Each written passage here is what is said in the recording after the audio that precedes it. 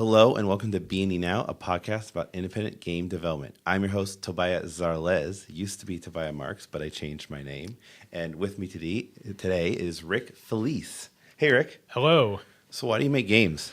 I've always been interested in making games since I was a little kid. I guess I'm easily inspired, so when I see something that's awesome, I think, oh, I want to make something awesome, and I have a bunch of ideas.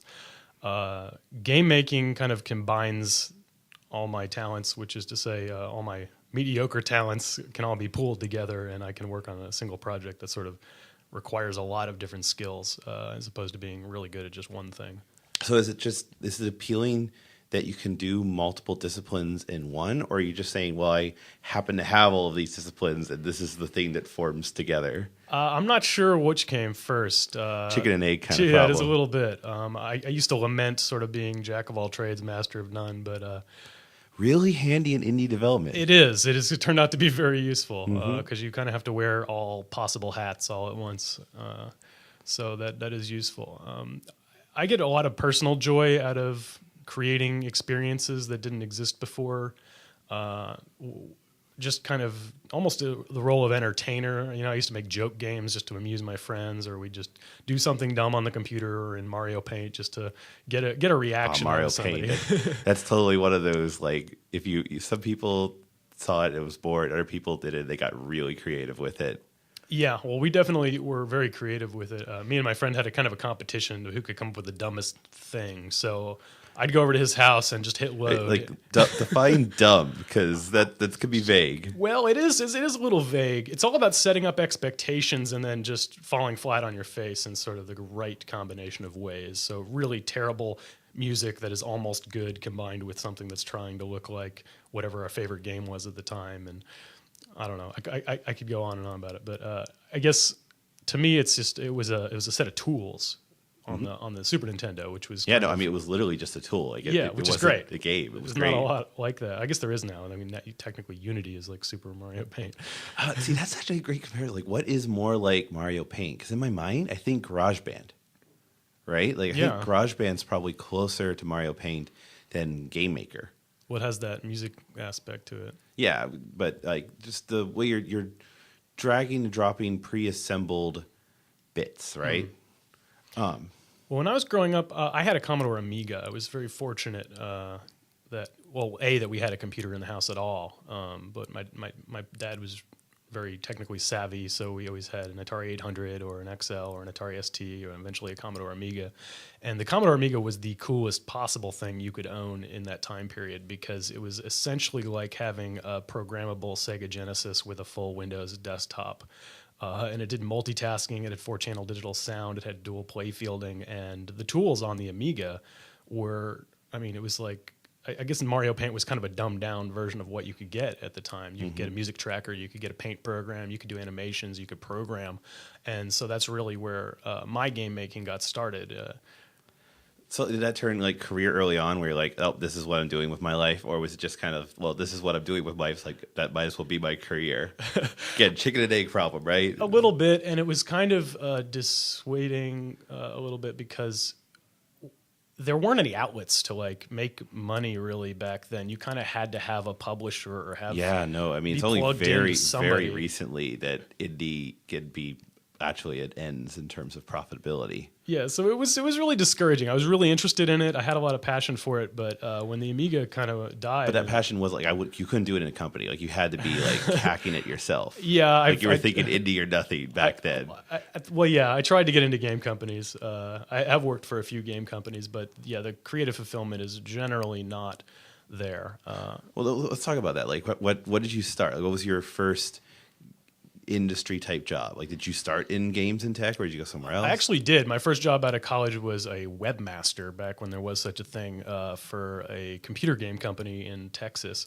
And how's that coding HTML? Like what? Like yeah, they didn't even know what the job was. That nowadays that's like a CMS manager or something like moderates. There were no CMSs. This is 1999. So my job was just make an internet. Make an internet. They had no idea what my job was. So I just tried to do everything. HTML3 or something. I helped the artists out. I tried to help with scripting, and it became very clear that you had to be in a specific role in these types of companies. You had to be an engineer or you had to be an artist, and I was neither of those things. So it was was kind of confusing to me to try to find my place there. So my career switched gears over towards web development, where I could kind of do a little bit of everything, because being a web developer was very nebulous back then. Yeah, I mean, it's kind of remained pure of merging, especially design, right? If you're a designer, it's very synonymous that you do your own websites, because it has that coding level that's really easy and accessible, but a lot of what you can do once you learn a little bit of talent and learn like how the tools work. Yeah, but that didn't exist at the time, so I would No. have to program all the database stuff and all the front end and all the admin and all that. So again, doing a bit of everything. Yeah, but I mean, I don't want to say that's easy, right? But I do feel like that's easier than graphics programming. I don't know. Maybe it's a programmer bias, but like, I just admit it. I hate doing shaders. Like, I hate doing like low level graphic stuff. I will do a lot of work just to avoid that amount of work. Yeah, it was database stuff doesn't scare me. It was more accessible than trying to code my own game engine or something in C appeared at the time. So I kind of got out of developing games for a little bit until Blitz Basic came out, which was an old Amiga tool set. Came out on the PC, and that changed everything. I was like, suddenly, I can make PC games. You're like the second person I know who loves Blitz. Well, I've moved past Blitz. In web development, I got into C# and Visual Studio, which I love. And so when XNA hit the scene, I switched gears immediately to that. And now I'm doing C# in Unity on my own. So it was kind of a long road to get. So is this stuff that you were doing on the side while you're doing web jobs, or were you like trying to integrate this into work, like convince people to make like web games or something? I did do a few projects that ended up being related to work. Again, being just the web guy, it was like, can you make a logo? Okay. So I would get into Blitz 3D and I'd make some cubes and I'd render it out and they'd spin around. Oh, look, I made an animated GIF. It's 3D text. This is great. Yeah, so I had this spinning logo and it was like, oh, that's cool. No one else knew how to do that. So just being able to impress people for a while helped me in my career with just, even game development could come into play there. I never tried to put games in at work during a web development sort of role, but I did take a job making HTML5 games. That was about 2 jobs ago, which was a lot of fun. And then from there, I moved into Android for about a year and then decided I got to do this on my own. All right, so when that's getting the tipping goat, right?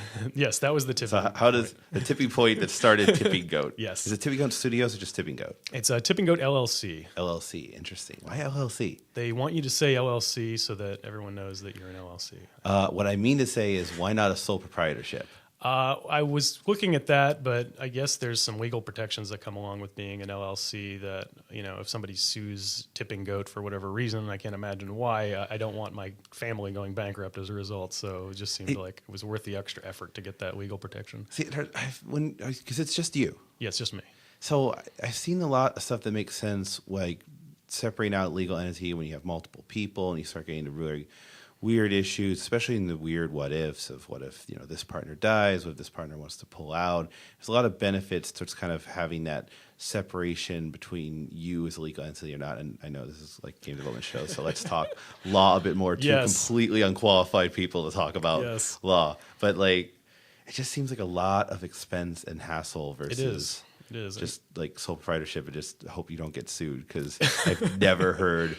Well, actually, you know what? I think the worst thing that you can get sued for is COPA, the Child Online Privacy Protection Act. Wow. Ooh, maybe I got that right. Maybe I got it wrong. Wow. That I'm so not qualified to speak. I should get out of this hole while I'm still digging it. Well, you could do a whole show on Talk to a Lawyer Day. Yeah, no, seriously, talk to a lawyer, kids. Yeah, so I went for maximum protection that I thought. Did you talk to a lawyer? I did talk to a lawyer, yes, and I kind of feel like if I'm gonna try to go the easier way out because I don't want to go through the hassle, I'm probably gonna stumble straight headfirst into the worst possible scenario. So did you just like one consulting session? Did you work with them ongoing? I just anytime I have a question, I ask my lawyer. Fair enough. I do not know the law well enough to try to do that on my own, and I would recommend everybody do it. It's expensive, but go to a lawyer because, do you really want to be the guy that got it wrong? Yeah, you're going to be paying a guy to answer your questions. He's probably going to give you some good, detailed, specific answers. Yeah. And unlike everyone else giving you legal advice, like literally everyone else, they can be like, no, you need to do this. So Like everyone else would be like, maybe you could look at this kind of no committal answers. Just went for the LLC, just get it done. It's so weird. Like if I give legal advice on this show, like if I tell people, hey, go do blank, that's illegal because if that's not necessarily good for them, that could be, in my understanding of the law, is that could be like, not slander, something like what I'm thinking of. I don't know. I'm liable in some way, right? So I have to preface that everything I say on the show is gibberish coming out of my mouth. The best I can do is say what I did. Full disclaimer: everything I say is wrong. I have no idea. What I'm talking about. It very well could be wrong. That goes for non-legal matters too. Everything I say could be wrong, and probably not an insignificant percentage. It's a safe chance. Disclaimer. Just put at the beginning of every show. Yeah, everything's wrong. I think like South Park does that, right? Like all celebrity voices are impersonated poorly. Even like the one shows where they actually have celebrity voices, they still have that same disclaimer. Yep. It's good. It's good policy. All right, so back to Tip and Go. What was the tipping point that started Tip and Go? Well, it's something I've been wanting to do for a while, and I think I'm going to say it's Unity. When Unity added the 2D stuff, I said, you know what, I don't have any excuses left. Here's a cross-platform tool that does 3D physics, and it's got 2D graphics, and I've got this game I've been wanting to do for like 6 years now. So it was just a matter of getting the go-ahead from my wife to quit my job and start the company. Yeah, that's a hard thing to dive full in. How long ago did you start the company? About a year. So last May. So what was the plan? The plan was quit my job, make this game, which at the time was under a different name, but eventually became Super Slam Dunk Touchdown. And plan is still in progress, getting close to wrapping up the quick match version and hopefully getting on early access soon. I saw you started a Kickstarter. I did. But so it didn't go well. No, it didn't go well. It was sort of... well's relative, right? You didn't get fully funded. I did not get fully funded. I did... find out that I could, if I wanted to, raise $5,000, which was nice to see. That was much short of my goal, but it was nice to see that I could do that. I sort of got my expectations raised a little bit because I went to PAX South, and the reception at PAX South was just so huge. Yeah, I remember playing your game right before PAX. I'm like, wow, this looks really polished. This looks really good. I appreciate that. Yeah, well, a lot of work got done in a hurry leading up to PAX South, and I know it's like, there's smoke and mirrors, right, where it looks perfect in certain scenarios, but it's not fully fleshed out. It presented well, and it presented well, and the reaction was just awesome. And I had people just begging me for T-shirts. Oh, where can we buy one? When can I get this game? How can I give you money? And I thought, okay, I'm going to go to South by Southwest, and I'm going to go to GDC. So why don't I run a Kickstarter at the same time? And everyone will just funnel money in. And no, it didn't. Yeah, happen. I mean, well, a lot of that's like marketing, right? Just like stretching yourself too thin, too many things at once, and focus on the other part is that you have an interesting challenge because the game is hard to see why it's so cool. Some people get it right away. Other people, you kind of have to get into it to figure it out. I feel like you can get it if you're like watching somebody you really like understand. Okay, there's this ball going. If you can watch gameplay, not like a 30-second trailer, right? If you're just watching 30-second trailer, you just see ball going back and forth, and you're like, okay, what's so unique about this? But like, let's get into the game without describing it yet. So why don't you pitch us Super Slam Dunk Touchdown? Got that right?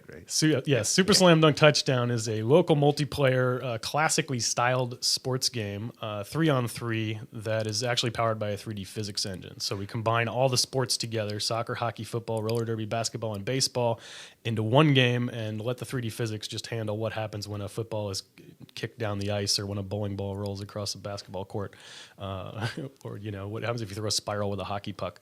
It's all handled by the 3D physics. So in a sense, you have classes where, like, okay, I'm a hockey player versus a basketball player, and that leads to different special abilities, different ways to score, because a field goal is different than a field goal touchdown. It's the same sport. Field goal versus there's a soccer net, there's a basketball hoop, and there are field goal posts. So there's 3 different ways to score, and then you can also slam dunk into the hoop.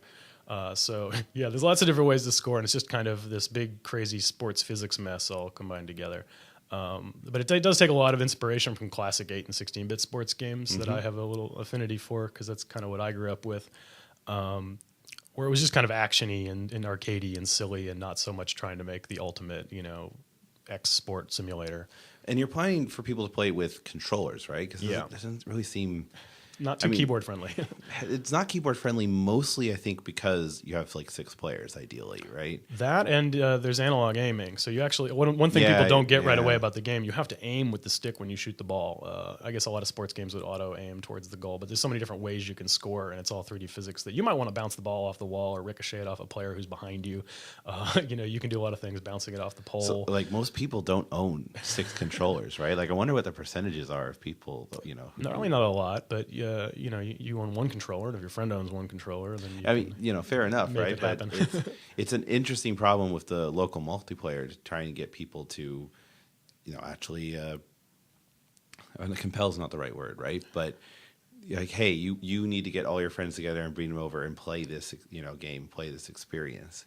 Has that been like part of the struggle? Like when you're demonstrating it, when you got it all set up in 6 controllers and you're at PAX and people are like, wow, this is amazing. But like just people out in the wild downloading it. Do you have like pictures of parties where you're not there? And well, I've watched people play. People have like game development groups at colleges and stuff have done streaming events for me and given me feedback. One of the main things is that they'll have just this hodgepodge of controllers, and what you get out of the game is a lot dependent on what type of controller you're using. If you've got an old crusty weird thing through a USB adapter, might not exactly work so well. So one of the things I'm actually doing now is the custom button configuration screen. So that's going to hopefully help out that a little bit. But yeah, if you have a bunch of weird mishmash of controllers, I was seeing people would click the stick accidentally and that would be start, so they'd pause the game.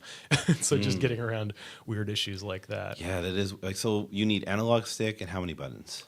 You need 3 to play the game, 4 if you're playing with the computer and you want to be able to switch control of which player you're using. But yeah, no, that seems important too, because not all, you might have 5, you might have 4. Yeah, so you can play it 3-on-3 just with 2 people, or you could play it 2-on-2 with which 4 people or whatever. Actually does, I think, add another element of excitement of like, I haven't done it in a head-to-head setting. I've only played with a group of 4 or more or whatever, right? But that 1-to-1 where you're switching between them, it seems interesting to me. And I know like people who play football games all the time, that's just typical and normal, right? They're used to player switching. Although your game is a little more hero-like, where just like this character is more powerful, whereas in like a football or a soccer game, the players are a little bit more interchangeable. Yeah. When I play, I tend not to switch. I'm not sure why that is, but I added the ability, this was requested from fans, to tell the computer, hey, pass it to me, because I don't care about the computer. I want to be the one to score. So I use that button a lot. If I'll get in a position, make the AI pass to me so that I can shoot. Interesting. So you have a button to force it. Yeah. Is that a cheat because you don't have good AI code yet? Or well, I don't think anyone would ever be happy with when the AI decides to randomly send the ball your way. I think you want to be, as a human, in charge of that decision. Because even when I see people playing with each other, if they don't communicate, I'm going to pass the ball to you, then they'll just send the ball and the other player just runs the other way and totally misses it. So you need to communicate with your teammates if you're doing it with a human. But if you're not, it's the AI. And how do you know the AI wants to pass it to you? What happens when you press that button visually on screen? What happens visually on screen is you get the pass indicator lights up on your character, and then because that seems useful in like human multiplayer. Then where it's like, you got the pass indicator open. Well, passing's been a problem. I want to rework it to where you actually move kind of an aim cursor around as you're holding the pass button down. That's visible, so that not only do you know exactly where the ball's going to go, but your teammates can see that crosshair. But also your opponents. Yeah. So you got to be quick, have an opening, and go for it. So interesting. Yeah. Interesting. What about online play? If you can consider doing there, is it just kind of killed like, the local couch? Like everyone talks about like local couch multiplayer is great. Why aren't there more local couch multiplayer games? And then no one buys them. Well, not no one, right? But like online is obviously where it's at, because you're much more easily able to get a group of online friends than you are to get 6 people in the same room. I spent a few weeks looking into what it would take to get it to be even LAN mode capable, because it is a 3D physics game and it's very tight physics. You're on a little bitty arena with everything's happening in one place. So, you wouldn't want to get in a situation where the physics gets out of sync or one of the players sees something weird, and then the other player says, no, you didn't score. So I looked into it a little bit, and just as a one-man team, it was going to be there's no way I could personally do it. I would have to spend months and months doing it, and basically the game would either get delayed or I'd have to cut a bunch of features. It was a lot of work, and it would be a lot to support it, and a lot would probably break, out in the wild that I would have to worry about. And just as a single developer, that's a tall order. So personally, I like local multiplayer better. I wish we had an online. I think that would be a good feature, but not practical at the moment. Understandable. So what's the plan for development now? Well, I just got 1.4, the new alpha build, out to the very small set of people who were able to buy the game through a pre-Greenlight Groupies bundle. So that added the new character select screen and a bunch of game customization options. So it's getting pretty close to what I would call the quick match beta, which is just the quick match gameplay brought up to all feature complete. So that's coming pretty soon. So the next step is get the rest of the business stuff hammered down and get the bank account set up so I can push the button on Steam and go early access. And you're greenlit, so you're going to go for just Steam launch. Steam and Humble probably as well. So what kind of marketing are you planning to do? Like, this is the time where you start planning out that build-up, right? You're going to do something crazy. Yeah, well, I've had an idea for some videos for a while. I don't have anyone I'm working with, unfortunately. I was working with somebody, but they kind of fell through. And as an indie, you got to be real careful. I just want to throw this out there. Anyone who's like, hey, I'll help you out with this as a favor, you might want to take that because it's free and they're your friend. You might not want to take that because if they don't deliver and you're depending on them and you're not giving them any money, you get what you pay for. Yeah, you might get what you pay for. So that was kind of the situation I ended up in. But I would love to see some sort of live action montages of, football players tackling hockey players and roller derby players slam dunking pucks. You should totally do like Mega 64 style. Yeah. Just like go to like a tennis court. Yeah. Like, wear the tennis shoes, don't get kicked off, but just, throw a football around and get people like, what's going on? You're like, oh, it's a live action version of this game, and just record those reactions or something. And I don't know if you remember really old 80s video game commercials were a special kind of terrible. Oh, yeah. They did not know how to market. No, but they were so Isn't that scary? Bad. They were great because they were so horrible. Well, okay. It was when you're watching them as a kid, you're like, yeah. And then you watch them as an adult, you're like, I was excited after this commercial. I remember making fun of him, but I don't know. It was awesome when, the guy's TV exploded and then, because he was playing the game so hard. Yeah. I mean, I guess a lot of that was also like anything with special effects was like novel and awesome. And at this point, I know I'm really, really jaded. Like, I see CG in the movie. I'm like, Like, I just watched Birdman finally last night. And I'm like, this would have been a better movie if it wasn't for CG.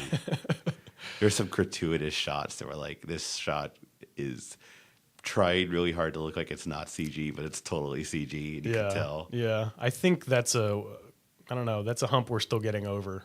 Especially if you go back and watch like the old Star Wars, like the re-release with all the new digital effects. Those are just not going to age well. They didn't age well the first time I saw it. But Star Wars ages so well because like physical models, right? I mean, that's why everyone's flipping out over Mad Max. Yeah, because they actually like flipped some trucks and blew it up. That's a movie I'm going to watch in 30 years, and I'm still going to say it looks awesome. I wish we would do more of that. I think it's kind of a lost art.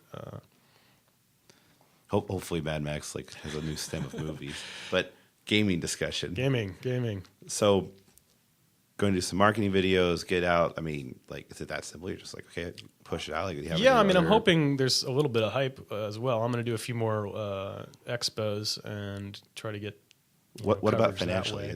Are you open about like how much you're investing in a game? Because like, what you're investing right now is your livelihood. Your home and food and rent. I mean, are you going off of I have X amount of dollars and that's depleting over time, or are you just kind of going until you can't go anymore? Well, I had a number in my head that when my artist quit, I quickly went over that number paying for art.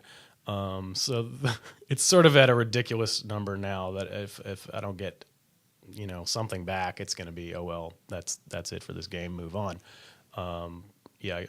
I can't really spend much more than I have just because of all the new art costs. That was the point of the Kickstarter. The game's going to come out anyway, but I was thinking if I can raise some money for the art budget, I could do all these cool features. How much are you going to sell the game for? I don't want to quote myself, but I'm thinking. Yeah, you're right. So let me give you some ranges. You can say which one falls in. Under $5, 5 to 10, 10 to 15. 15 to 25. I think 10 to 15. Okay. Probably upper end of that. I mean, it was 15 on the Kickstarter too. Yeah. It's something worth noting, but well, the Kickstarter was also fundraising, so yeah, there's part of that cost. It's Yeah. building a fundraising, and you have to pay for all the Kickstarter fees and all that. So, plus, there's likely going to be sales and stuff because it seems like a good tactic. Unless you're Jason Roller and you're like, I will never put my game on sale. Yeah, I haven't made that decision yet. If it does go on sale, it won't be anytime soon. No, I mean you don't want to do it like within 2 days of launch. Yeah, right? And I think you can hurt yourself that way because you're telling people this is what the game is worth. There's some people at times it's like, okay, this is a $10 game, but for the first week it's $5. You get that call to action to get there on the first week when there's no reviews, and that makes a lot of sense. But I think a lot of that is transparency. I think if you have random sales that people don't know about, then people just won't buy because they'll wait for the random sale and then they'll never come back because you get one chance and they're not paying attention to you at the right moment. Yeah, I guess I haven't been that in touch with the whole the online sales stuff. Like for me, I'll buy a game if I like it. I'll buy a game if it looks cool. I'll get a game if it's free on like PlayStation Prime or whatever. But yeah, I'm not the type to sit there and just wait and wait. It's like if I want the game, I'm gonna go get the game. I'm a gamer, and from day one, I was like, if some cool game's coming out, I gotta go get it right now. So what's the post-launch plan? Are you just going to be focused on marketing for 6 months? Are you going to try and continually update it? Because you're going to end up spreading yourself thinner and thinner and thinner. Well, I mean, I imagine I'm going to have some support stuff, and this is my first project as Tipping Goat, so I don't want to like come out of the gate with this thing and then say, oh well, it's not doing well, so screw everybody who bought it. No, and it, like reality, it won't do well at first, right? Yeah. No game does well at first. It takes time to build up an audience. Well, I have goals in my mind where I'd like it to be. I definitely want to put some sort of season mode where you can build a team up, and because I think if you skimp on the single player experience, you're not going to find that much of an audience. Even if you sell a game to people who love local multiplayer. Like I love local multiplayer, but if I buy a local multiplayer game and I need 4 people at my house to play it, I'm never going to play this game, Yeah. When I finally do have 4 people over my house, I probably forgot I ever bought it because I never turned it on. So I think having a single player experience is important. So I want to get there, and I want people who bought the game to be happy with it, even if that is a small market, before I move on to something else. So what is entailed in the single player experience besides getting a better AI? Well, any AI is key. Some of these games just have no AI at all whatsoever, and it's like, okay, you don't need to have the best AI experience in the game. You have to have something. Mm-hmm. But I do have plans for some improvement along those lines. The other bit is some kind of sense of progression and accomplishment. If I've seen people play the game, people who like the game, they'll play 4, 5, 6 games, and they're like, okay. But is that let's move on? Is it there's like not much Smash else Brothers to do. accomplishments, or is it like quest accomplishments? Is it like a story mode? Like what do you envision that is? I envision sort of like you remember the original Street Fighter 2? You'd have that world map, and you'd fly around the world map with a little jet. You'd go from country to country, Spain, and you'd fight somebody. So I'm almost picturing something like that, except you're just traveling around in your bus with all your players. Mm-hmm. So you take the bus to Yeah, it's kind of the Rock Band slash. I didn't play Street Fighter, but that's how Soul Calibur does it and all that. But yeah, lots of stuff like that. So you go to these different locations, and then you're like, oh, we have to take on the basketball players, and they play basketball. They're all basketball players, and we don't have a basketball player yet, so we got to beat them. And now we unlocked the basketball player for our team, and now you can start to like build your team. And that'd be separate than quick play, right? Like you can play a basketball player right away in quick play. Right, exactly. That's the other thing. I hate it when you can't. When you do buy a game that's local multiplayer, you invite all your friends over, let's play it. It's like, no, you can't. You have to unlock everything in single player mode. It's hilarious. So I have everything unlocked in Smash Brothers, the first one for the Wii. It's funny, I don't even know the name of it because I've never played it. But purely, I bought it because friends come over and they wanted to play Smash, and they unlocked everything for me because they're like, we can't play without everything unlocked. Yeah. And so they played through the single player while at parties. Never at a time. They would like sat there at a party, just at parties, 30 minutes to an hour at a time. It got everything unlocked. Yeah, you might have to be Smash Brothers to get away with that. Yeah, no, definitely. I think I would. if I'm gonna make anything unlockable, it would be like maybe certain arenas. Except you or have to be something like Nintendo that. to get away with a lot Nintendo does design wise. But what they do some really good things design wise. My character selection screen has gotten closer and closer towards a Smash Brothers like assignment screen. They do a lot of really good things, but that just makes the things that they do wrong more jarring. Like Zelda's 6-hour tutorials. Yeah, here's what I loved about the original Zelda. You just screen opens up and there you are, and there's a cave. Good luck, dude.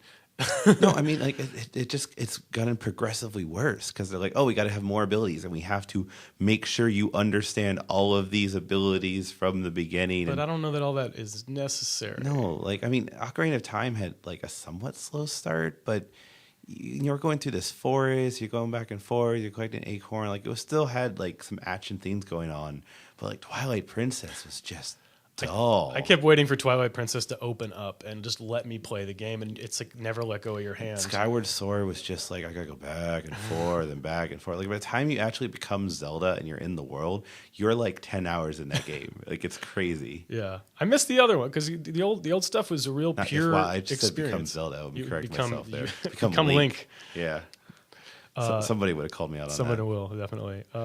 Yeah, but it was like a pure gameplay experience. There wasn't that much to explain to you. You had 2 buttons, and you were on a grid basically, and the sword motion was very specific and in 4 directions.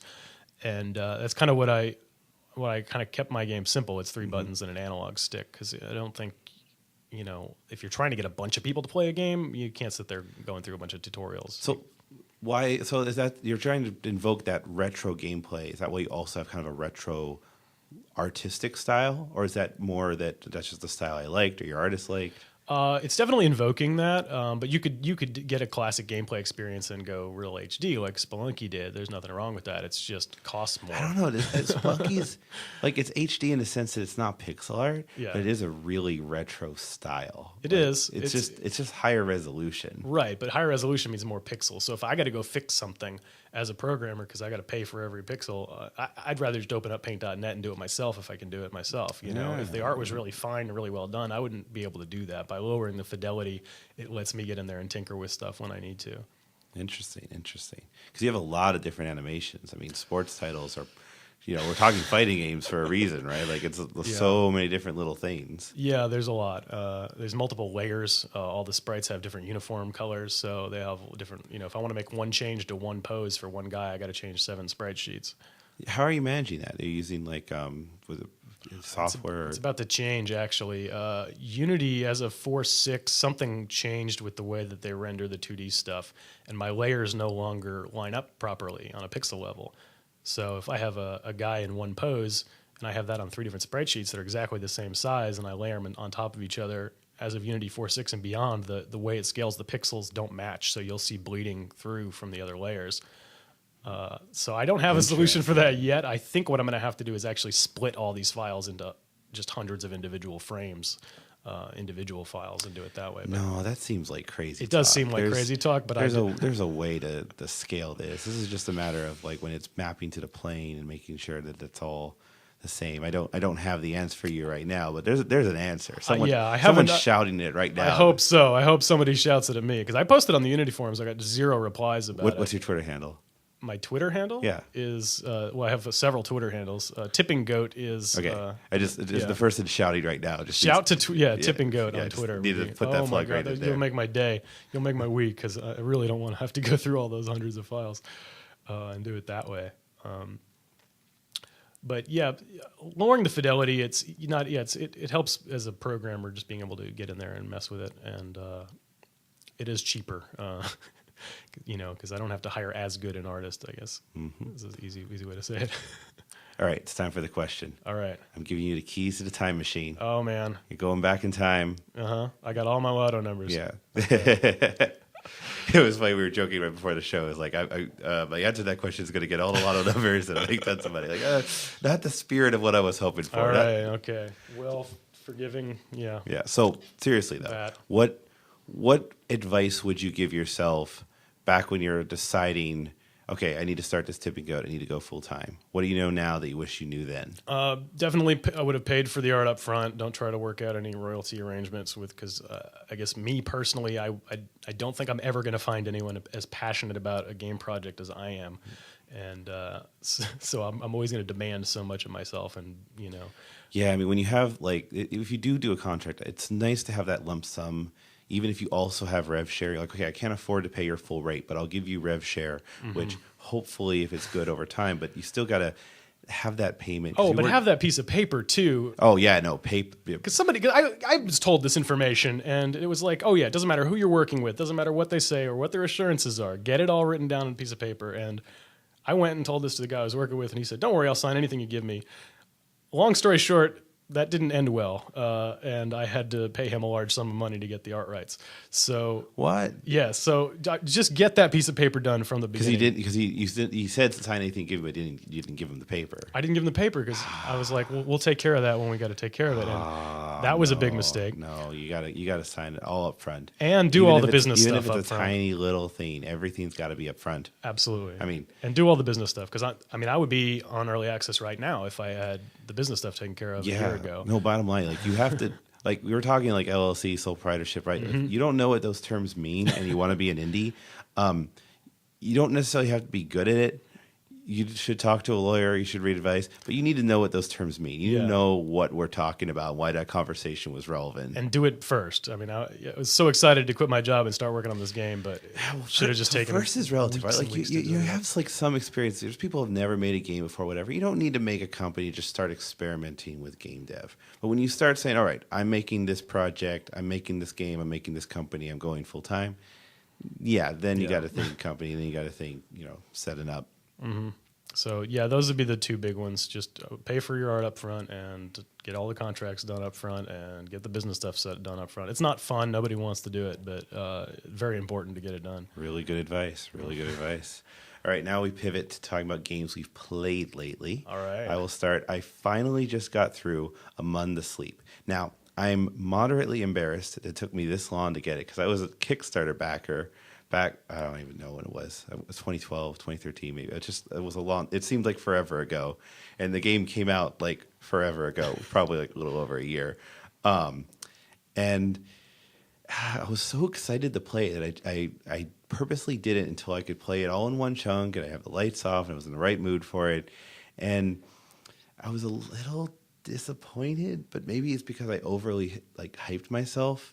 The idea of the game is it's a first-person perspective puzzle game where you play as a toddler kind of going through nightmares. Oh, wow. And so, pitch is great. They had visuals that are, just stunning, amazing.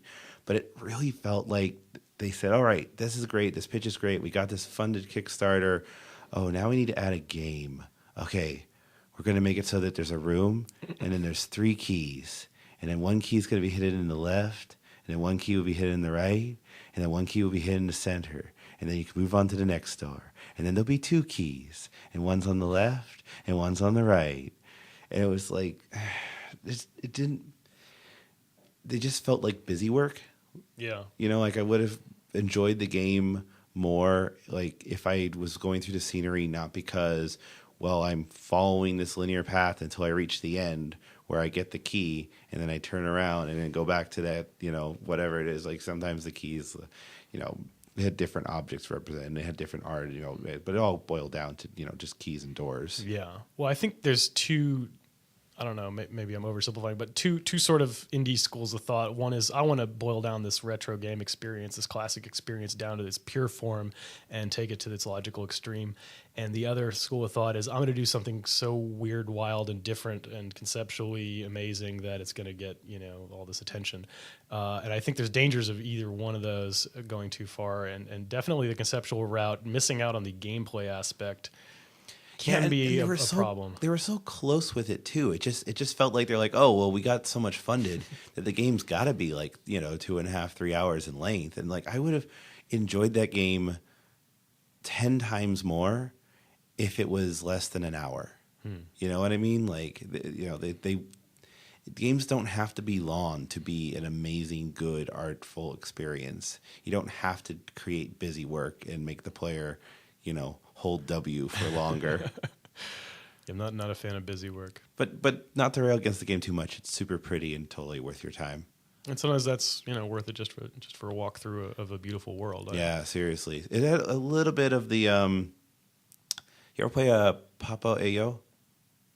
The game about the like. I want to say it's kind of spoiler, but not really. But it's a game about child abuse. But like No, it's a game that's it's you're like a little kid. And there's this big purple monster figure, and you're going around, you're solving puzzles, and this big monster gets really upset when he eats this certain type of fruit. So you gotta make him avoid eating the fruit because he gets angry and starts hitting you. And it's so obviously the developers that was his design goal was I had this abusive father and whatever relationship, but it got kind of insulting by the end where suddenly the fruit becomes little Jack Daniels bottles and stuff where it's okay, I got it an hour ago. You didn't need to do this. Get it. And so it was it's not to spoil them on the sleep, but it has a similar effect where they're what's really going on here? What mystery? It's pretty obvious what's going on here. You're not surprising anybody. Not blowing my mind. No, with the reveal. You're blowing the character's mind, but the character's a toddler. You're not pulling the player's don't confuse mind. the character and the player. Yeah. And that's I don't know. There's different schools of thought there too, I guess. And I've kind of wrestled with that with my game. They're not really characters. Yeah, because they're football avatars players, of you. Well, you'd have 6 football players on the field. You don't. I can't name him Johnny Football. And you're certainly not going to stats management sim or whatever. This football player is extra good at charging. This basketball player is a little taller. This is so a level I haven't 7 tackle. No, dude. so they're just kind of tackle dude. generic. That says a lot about my sports level right there. Well, it's more like NES ice hockey where you had the little, medium, and big player, so the football player is the big player and the soccer player is the little player. Yeah, I mean, it actually is very comparable, just like an RPG kind of class system where you have very archetypical roles. And it's pretty easy to understand those roles. I understand that the football player is going to rush up and push the basketball player, and because you're having these existing sports that everyone knows and these existing very iconic figures. If you show me a sports athlete, you can guess their sport just by jersey style. Mm-hmm.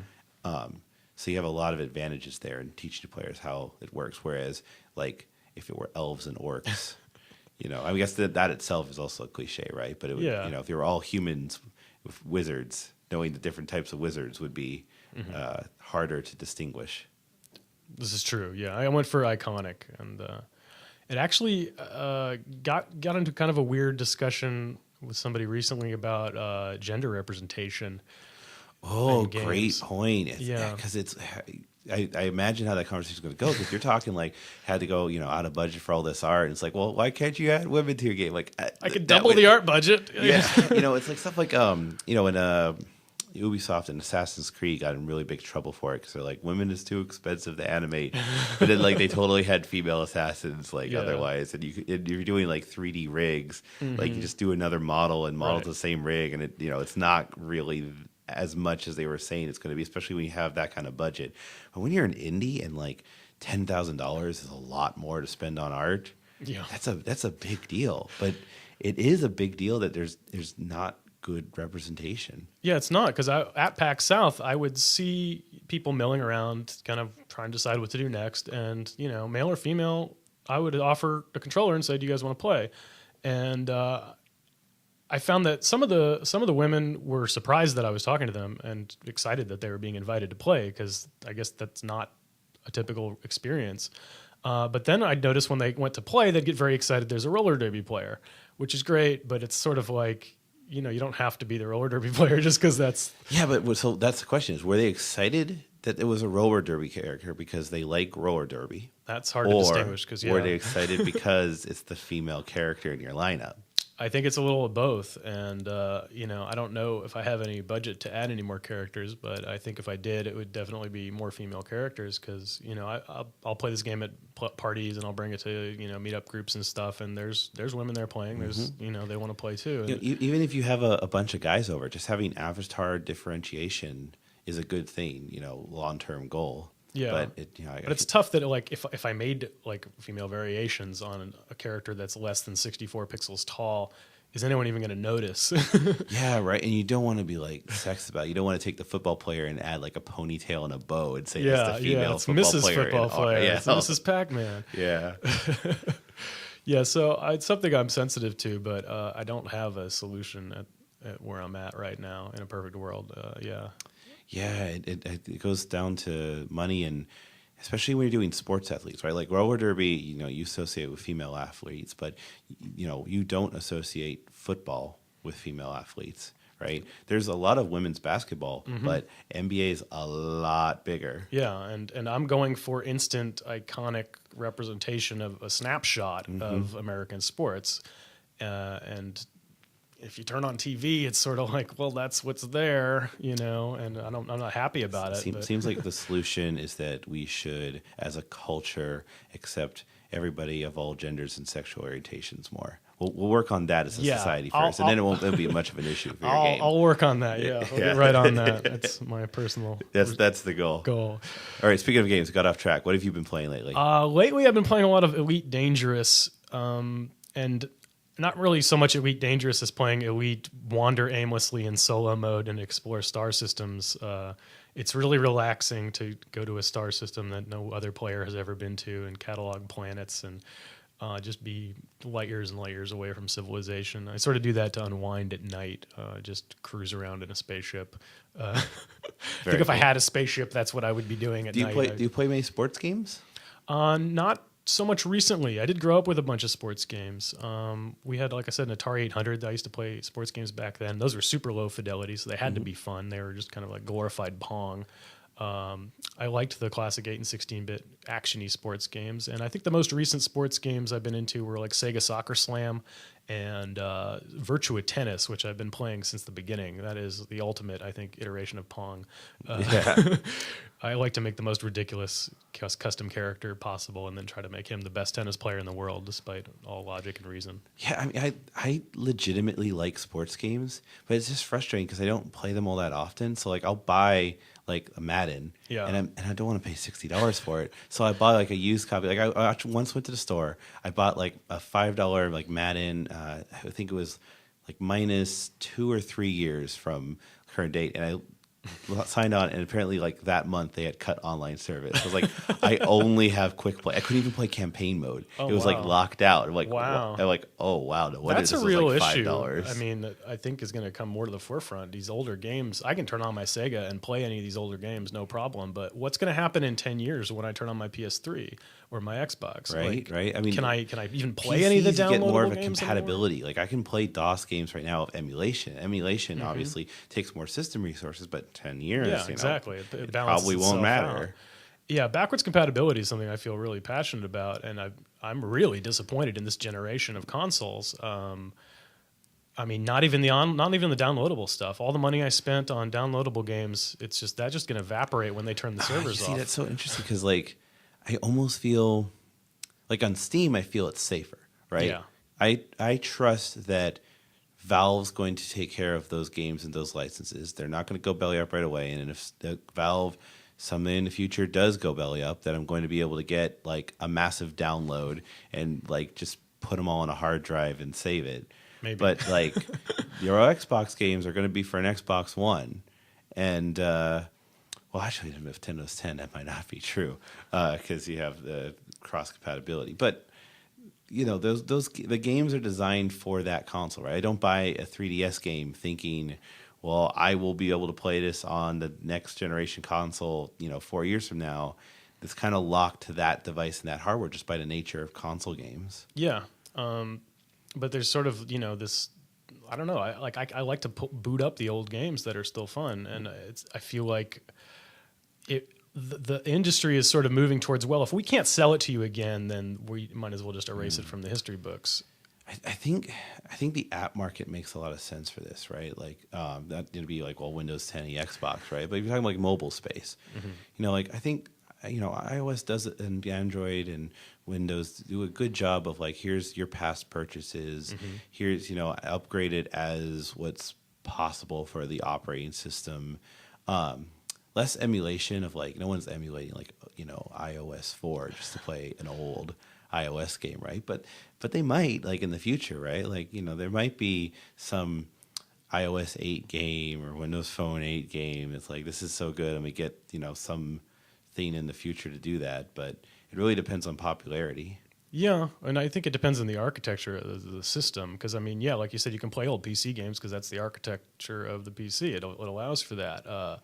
And I'm wondering if maybe not game consoles, but something like NVIDIA Shield or the Steam Box, if those sort of architectures are forward compatible to where the whole console situation could change. Instead of buying a new incompatible, very expensive console every 5-10 years, you're going to buy an upgrade to your NVIDIA Shield every 2 years. And not only do all your games work, they run better in higher resolution. Well, I think we're kind of at the point, like, remember in early games where like, if you played them on a faster system, they would go at like hyper speed. Well, that was the turbo button, right? No, because like it was based on processing power. So like if you didn't have like things to emulate a slower system, like you'd play your Civilization or whatever, just like go ridiculously fast, and seconds would make hours fly by what should have been normal gameplay because the timer was based on it was hardware. Now we talk about how many milliseconds have passed and but like time. I think we're kind of at that point with like mobile, right? Like we're just now like messing with this hardware and we're making all these assumptions,